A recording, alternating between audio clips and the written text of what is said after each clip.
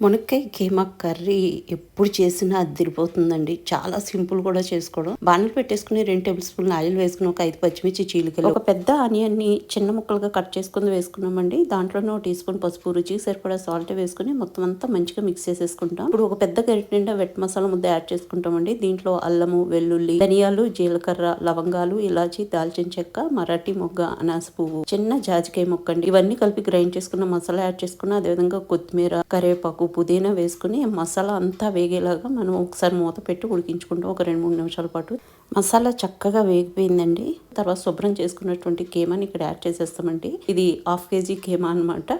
ఇంక ఇది యాడ్ చేసుకున్న తర్వాత ఒక 1.5 టేబుల్ స్పూన్ కారం వేసేసుకుంటాము. వేసుకుని మునక్కాయలు కూడా ఇక్కడ వేసేసుకుంటాము. ఇక్కడ నేను 3 మునక్కాయలు వాడుతున్నానండి, మీడియం సైజ్వి. వేసుకున్న తర్వాత మొత్తం మిక్స్ చేసేసుకుని 1/2 గ్లాస్ వాటర్ వేసుకుని మళ్ళీ ఇంకొంచెం కొత్తిమీర, పుదీనా యాడ్ చేసేసుకుని మొత్తం మిక్స్ చేసుకుని